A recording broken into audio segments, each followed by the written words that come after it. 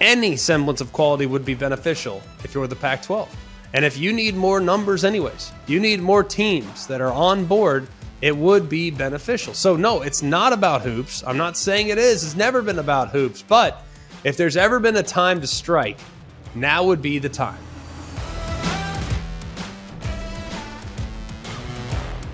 Hello and welcome. It's always college football. It's a Friday edition, and we're just one day away from April Fool's Day. So we're going to have some fun with today's edition of the show. We have a lot that we need to get to. We're going to get into a few things. San Diego State. You're going to say, Greg, why are we going to focus so much attention on San Diego State today? Because San Diego State is potentially a key cog in what might be another round of Pac-12 expansion. And doesn't mean the Big 12 might actually get involved. We'll talk about them being in the Final Four and why it might ultimately lead to a new look in college football. But that's not the only thing that we're going to discuss. We're going to dive in to some heartbreaking moments when your team basically fooled you into thinking, hey, you're going to be great. You're going to be awesome. This game's going to go great. This game is a win. Only to see your heart ripped out and you're left kind of crying there at the end of the game in defeat and or at the end of the season, recognizing that maybe we just weren't that good after all. And then finally, we have a terrific mailbag question from one of our listeners asking us about the specifics of getting rid of divisions in college football and how that ultimately might have a significant impact on some teams that would be considered middle of the road, maybe slightly upper tier, but not the highest tier in their respective conferences. So we got a lot that we need to get to, but let's kick things off out west with a little Final Four discussion. You're going to say, Greg, what are you talking about? Bear with me. Let's talk about it. Some people are saying, and I'm not one saying it, but there are experts that are very familiar with the Pac-12, that are very familiar with a constant shifting in the landscape of college athletics. There are experts out there that have been watching this March Madness tournament very closely. And one of the biggest breakthroughs in March Madness has been the fact that San Diego State, a Mountain West team there in Southern California, has won 4 consecutive games and punched their ticket to their first ever Final Four. You're going to say, Greg, why does this matter? Why do I care? That's college basketball. I get it. Believe me, I'm not telling you you should care, but if you do have a vague interest in conference realignment, this is a story that you need to be paying attention to. You need to say, Greg, well, what about FAU? Are we knocking down the door to make sure that FAU gets added to the ACC? Are we knocking down the door to make sure that UConn gets readmitted into the American? Like, no, we're not doing any of those things. So why do we care about San Diego State? Because UConn and FAU, I might add, are in parts of the country that are remarkably accounted for as it relates to college sports. Southern California, however, not so much. And the Pac-12 right now, say what you want about where they currently stand in their media rights negotiation. The Pac-12 right now is at a bit of a crossroads. Now, they are trying to figure out, who are we going to go with? Are we going to go with ESPN? Are we going to go with the streaming service, Apple, Amazon, what have you? All of us are wondering the exact same question. I can't answer it. But I can tell you this, not having arguably the most densely populated part of your entire footprint accounted for, not having Los Angeles in the Pac-12, not having Southern California in the Pac-12 is something that would be a little bit problematic if I'm going to go to the table in a rights negotiation. I'm going to say, Greg, LA and San Diego are a long way away. I get that. But right now, USC and UCLA are en route to the Big Ten. It's done. They're going. It's over. Who's your Southern California presence? San Diego State's about the only team that you could possibly justify. And a lot of people are going to say, well, San Diego State hoops shouldn't matter. Do basketball programs really matter when it comes to realignment? The answer in most cases is no. People aren't jumping over tables to try to add teams to their conference because of how good they are in basketball. There's long been speculation about, well, Gonzaga is going to join the Pac-12, or maybe Gonzaga is going to join the Big 12. Well, why hasn't it happened yet? If we're so concerned about hoops and we're so concerned about realignment to account for hoops, what's Gonzaga doing still playing in the West Coast Conference?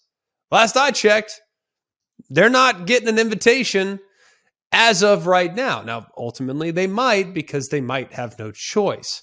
But if you look at San Diego State, they're a little bit different.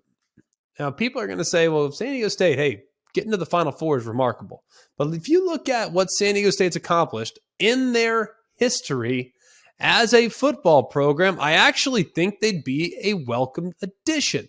Tell me the Pac-12 is going to have open conversations about the SMU Mustangs and not consider the possibility of adding San Diego State? San Diego State, a team that's won, 21 conference titles, team that's had 6 division titles since being in the Mountain West. And how about this? A team that should have, whether you say you agree with me or not, but should have probably had a Heisman Trophy winner in Marshall Faulk in the early 90s.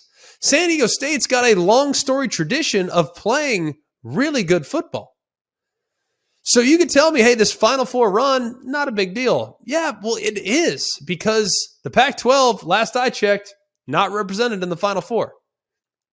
The Pac-12, outside of UCLA in recent years, has been really hit or miss when it comes to college hoop. Pac-12, as documented for quite a while, has been really hit or miss as it relates to college football. And with your bell cow SC leaving, yeah, I think Washington's in good shape. Yeah, I think Oregon's great. I'm cautiously optimistic about Colorado and Arizona State and all these other teams. I'm good with it. I respect the league. I love the league. I'm from Los Angeles, for crying out loud. I respect the league. But you cannot turn up your nose at San Diego State. You cannot turn up your nose at Fresno State. You need to strongly consider welcoming SMU into the Pac-12. Why? Because there's strength in numbers. And people will say, well, no, you need eyeballs, you need brands. Not when you're on the verge of potentially getting poached. You need numbers. And adding a San Diego State, adding a Fresno, talking to a UNLV, adding an SMU, looking at a Colorado State. I'm not looking at a Boise State. I'm not suggesting you extend invitations to all those teams. No, I'm not saying that at all. But it needs to be on the table. And it should be accelerated, given the fact that San Diego State is teeing it up tomorrow for an opportunity to potentially cut down the nets in men's basketball, which is the second biggest sport in all of college athletics. So, there's a call to action. Make something happen, Pac-12. Make a move. It has to be done. San Diego State, if they win tomorrow, just go ahead and extend the invitation and consider it a Pac-12 champion before Monday night's championship game. That's what I'd do. I'd capture the moment and try to steal some from the Mountain West. Even if I can't get any of the money, I still want a piece of it. If I'm Mike Oresco, I'm doing a victory lap right now about FAU getting to the Final Four. Why? Because they're a future member of the American Athletic Conference. If I'm Mike Oresco, I'm doing a victory lap because of the performance of future members North Texas and UAB because of their performance in the NIT. Yeah, I know they're Conference USA members right now, but I kind of want to take credit for it because guess what? They're a future member. I think right now, man, this whole way, they're not a big enough brand, that stuff needs to go by the wayside. You need quality. And if you can get some quality in hoops, take it. If you can get some quality in football, take it. Because right now, the Pac-12 is on life support.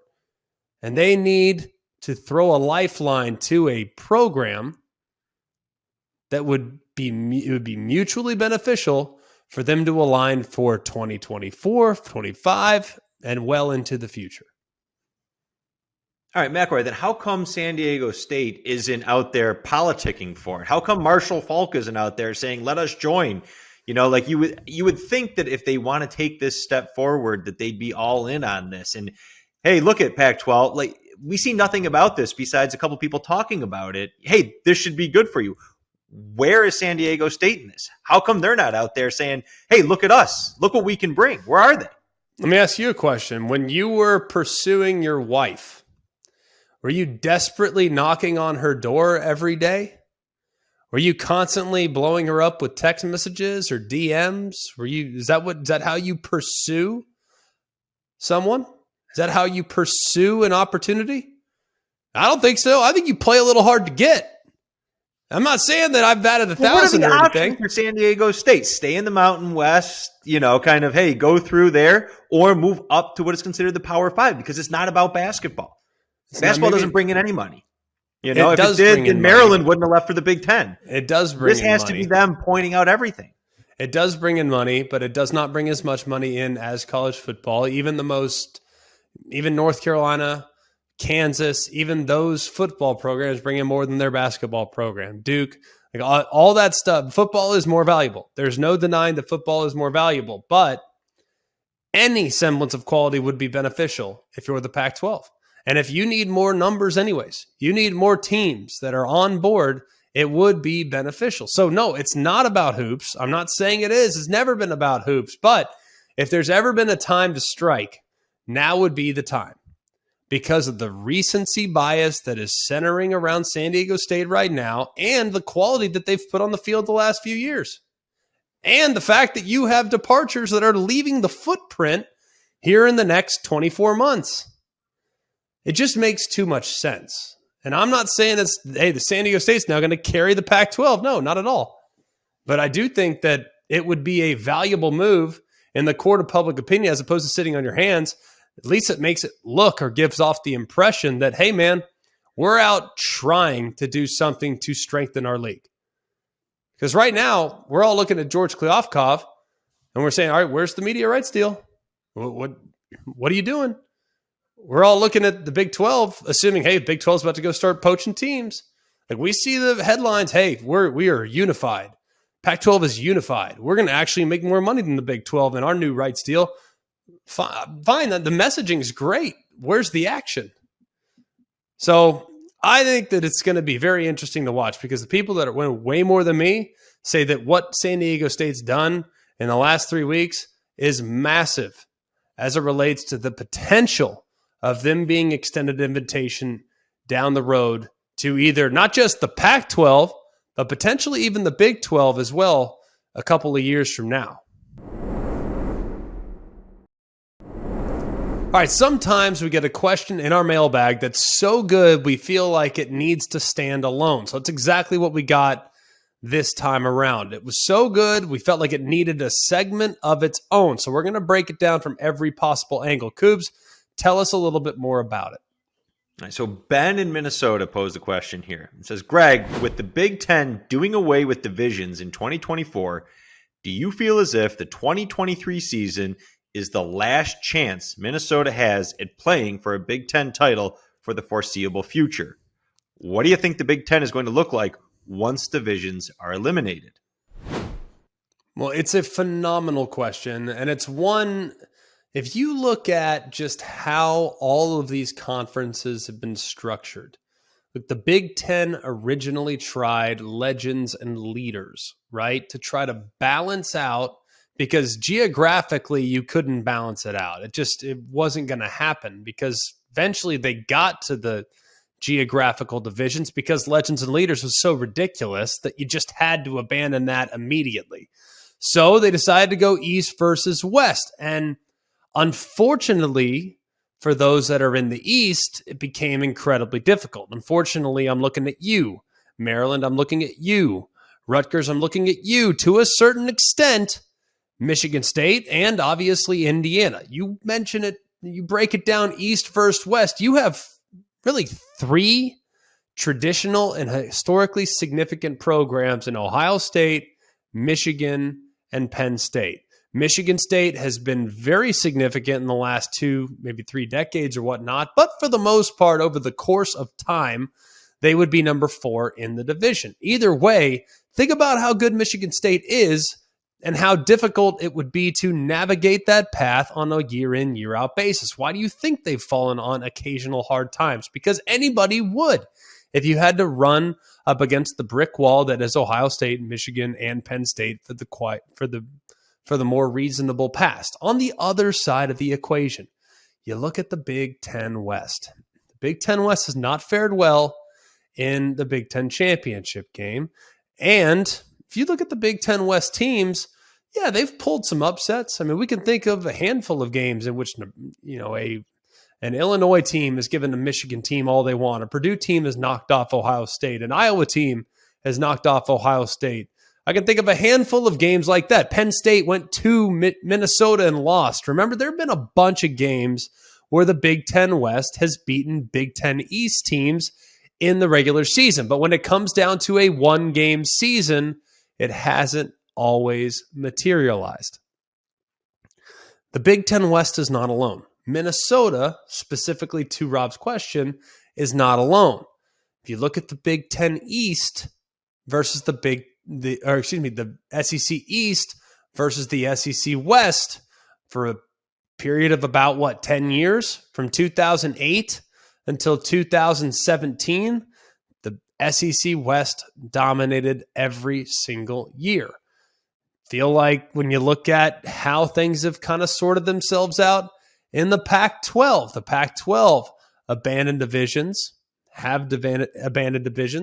Last year, you get an SC team against a Utah team. Well, goodness gracious, look at how many great years Arizona State has had. Look at how many great years Stanford has had. And when it was the Pac-12 North versus the Pac-12 South, it was cyclical, but it was certainly most years not necessarily balanced. I think if you're a middle of the pack team in your conference as a whole, and you look just right down the list, there might be a year or two where you cycle up, you have a bunch of veterans, maybe you have a difference maker at quarterback, and you knock off a few teams en route to an upset, which leads you to eventually getting to the conference championship game. It could happen. I'm never going to say never, ever.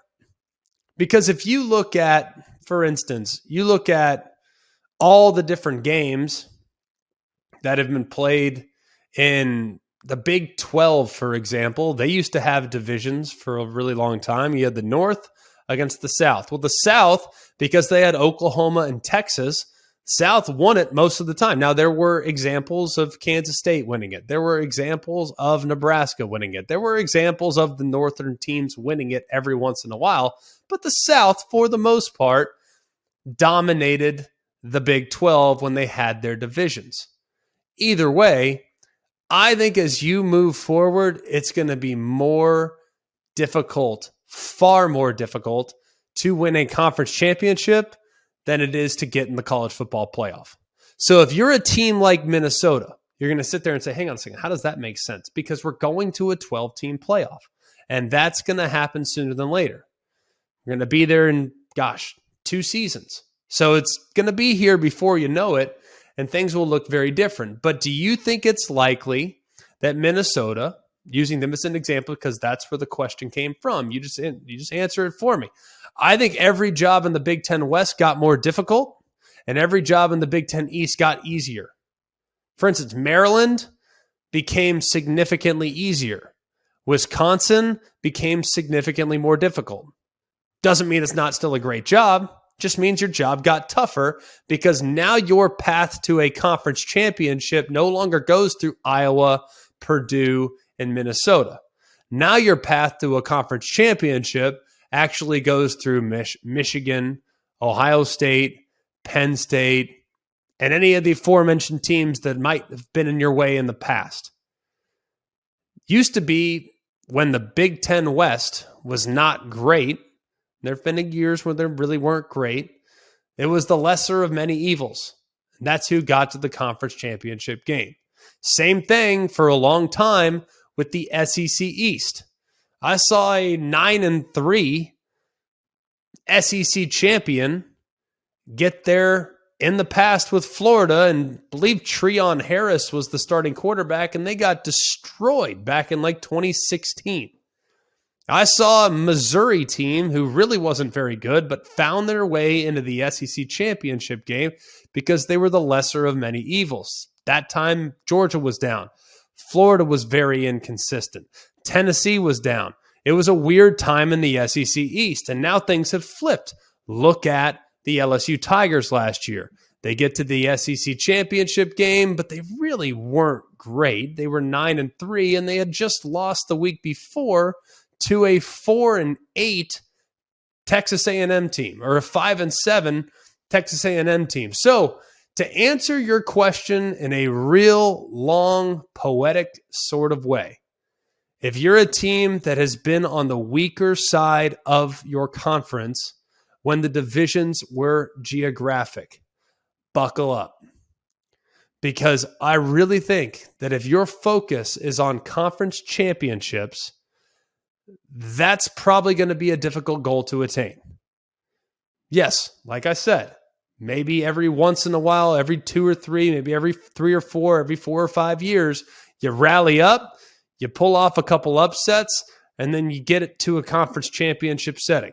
That could happen. I'm never going to say it can't, but it's less likely that that happens than it is you going, say, 10-2, 9-3, and finding your way as a 12 seed in the college football playoff. So if I were a team like Minnesota, if I were a team like South Carolina, if I were a team like Missouri, if I were a team like, say, Utah, even though Utah has gotten to several conference championship games and will likely get to several more, my focus would be on making the college football playoff as an at-large team, not necessarily having to climb over the giants that are Ohio State, that are Michigan, that are Alabama, that are Georgia, en route to a conference title.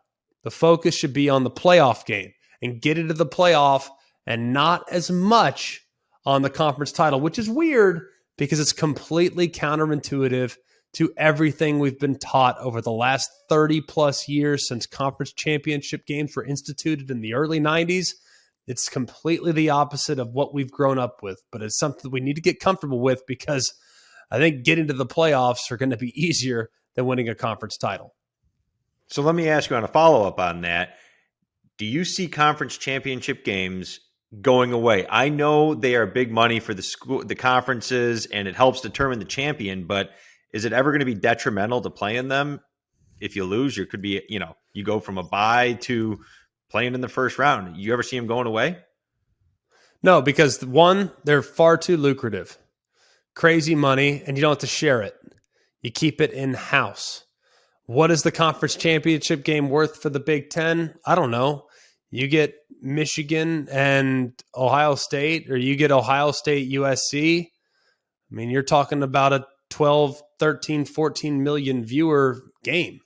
And there's no telling what kind of value you could put on that, and you don't have to share it with anyone. No, they're not going away for that reason. But I do think that there's one aspect of the conference championship games that are very important. You just said you could go from having a first-round bye to playing in the first-round game. Well, that's the reward of winning the conference championship. There's still incentive to play in the conference championship. There's still a reward if you are victorious in the conference championship game, and that's a first-round bye and the possibility, I'm hoping, of hosting a home playoff game. Now, there's been scuttlebutt about the second round of the playoffs being at bowl sites. Maybe that happens, maybe that doesn't. I personally would like to see the second round games on campus, and then the semifinal games and championship, I'd like to see those in the New Year's Six venues or the championship venues, what have you.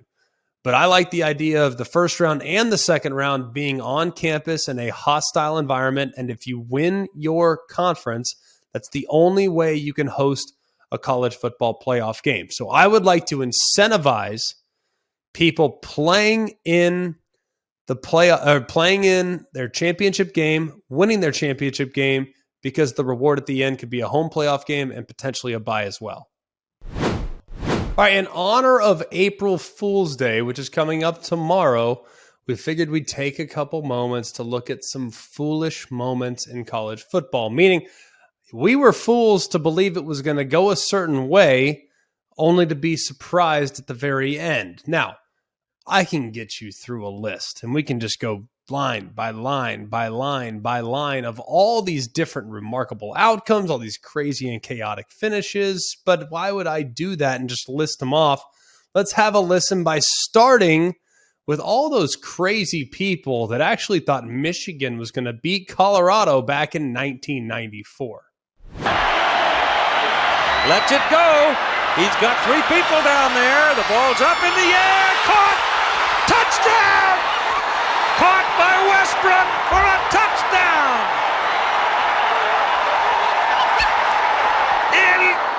Incredible. Or maybe the Bluegrass Miracle, one that we just recently talked about here on Always College Football. Randall, as time expires, lets it fly. Oh my goodness! Touchdown LSU! They win the game! They win the football game! The most shocking, improbable, unbelievable sequence of events. LSU will go home with the victory.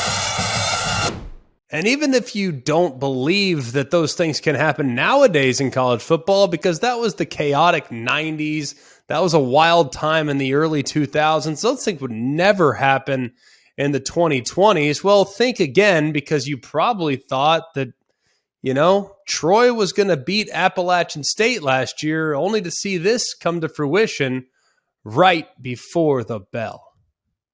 Here's Bryce, rolling out. Time to heave it deep.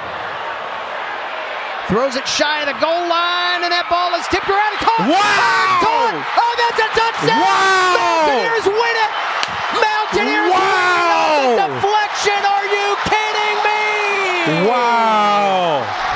And a reminder, that was actually Troy's final loss of the year. They went on a run and never lost since. So Troy last year, 12-2, 1 Hail Mary loss, 1 loss to Ole Miss in the first game of the year, where they actually played them pretty dang well. We can also look at certain ways where we were kind of high on a team coming into a season. People thinking, hey, man, this is going to be the year. Then you could just tell the whole season. It's like, man, they are cooking. This team, nobody's beating them.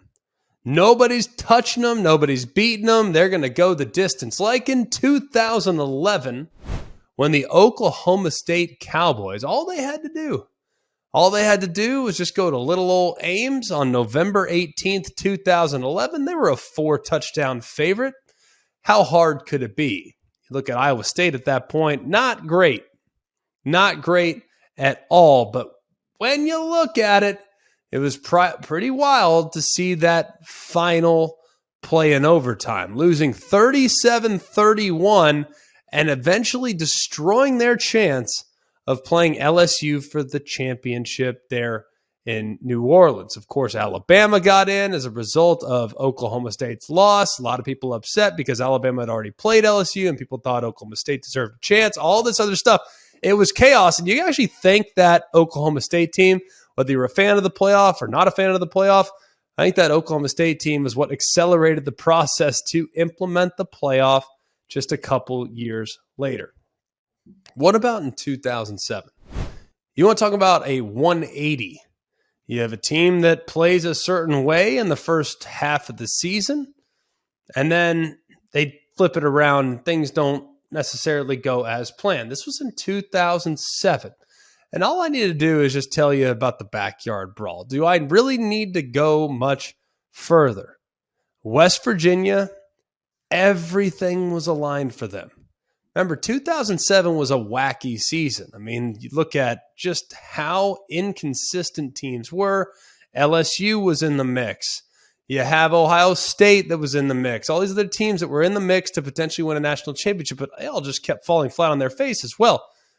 You look at West Virginia, all they had to do was just take care of business against a 4-7 Pitt team at home in December, and they would have played Ohio State for the national championship. But an all-time defensive performance led to them losing 13-7.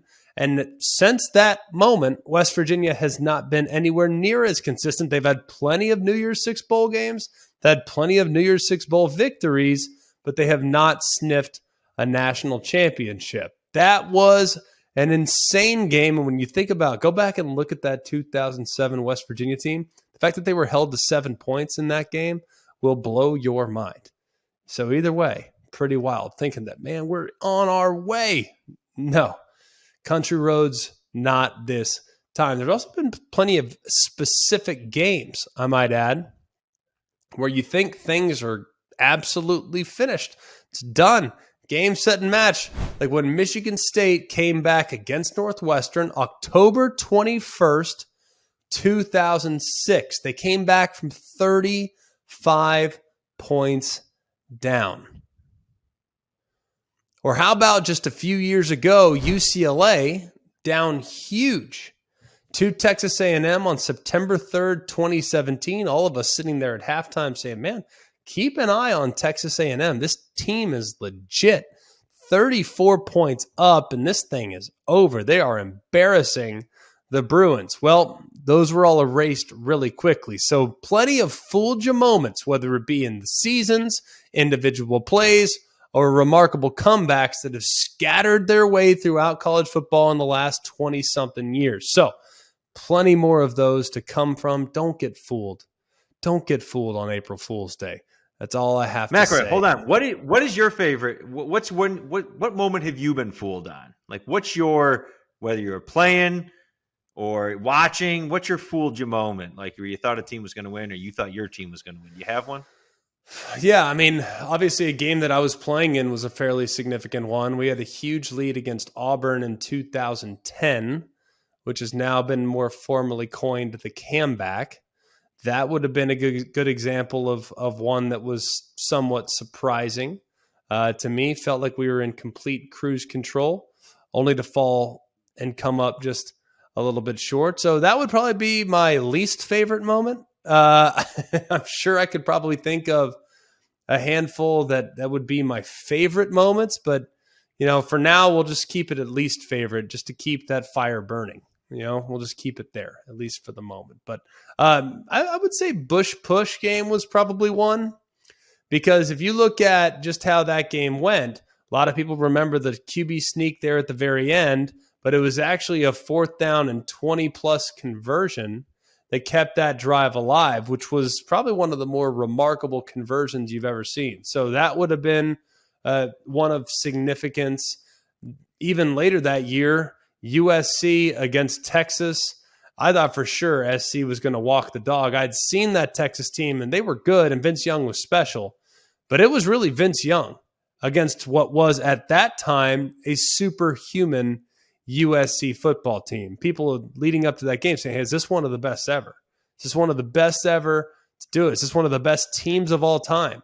And sure enough, it wasn't to be that night, as Vince Young stole it there at the very end of the front right pylon. So those will be a few that would stand out to me for sure. But goodness, I mean, it's college football. You're going to get fooled every week. That's why it's the best. So in honor of April Fool's Day, felt like we needed to pull out a couple of fooled you moments when you thought a specific outcome was going to occur, only to be fooled and shocked at how it didn't go the way you thought it was going to go. Look, next week we have a great week in store for you. We're going to get to some mid-spring highlights, some things we need to get to, give you some updates, some position battles, some competition, some big picture storylines. You also have some spring games that are going to be coming up here in the next couple of weeks that we got to start to preview, because we've done our basic spring previews, but we got to dive a little bit deeper, especially here in the next 3 to 4 weeks. For all of us here at Always College Football, for Jack Foster and Mark Kubiak, I'm Greg McElroy. Hope you have a wonderful day and a wonderful weekend. And remember, it's always college football. Hey guys, it's Greg McElroy. Thanks for watching Always College Football. Make sure you like, rate, and subscribe to ESPN's YouTube channel and wherever you listen to your podcasts.